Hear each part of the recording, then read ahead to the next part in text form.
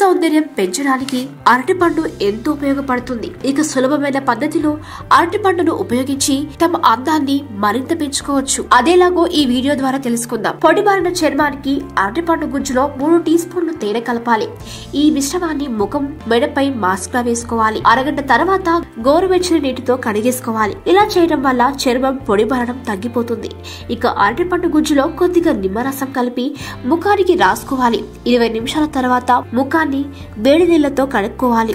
ఇలా వారానికి 2 సార్లు చేస్తే చర్మం మెరిసిపోతుంది. ఇక పంచదార కలిపిన అరటిపండు గుజ్జు స్క్రబ్బర్ లా పనిచేస్తుంది. ఈ మిశ్రమంతో మర్దలా చేసుకుంటే మృత కణాలు తొలగిపోయి చర్మం మృదువుగా తయారవుతుంది. అలాగే కంటి చుట్టూ ఏర్పడే నల్లటి వలయాలు తగ్గిపోవాలంటే అరటిపండు గుజ్జును కంటి చుట్టూ రాసుకొని పావుగంట తర్వాత చల్లని నీటితో కడిగేయాలి. ఇలా చేస్తే కంటి చుట్టూ ఏర్పడ్డ నల్లటి వలయాలు తొలగిపోతాయి.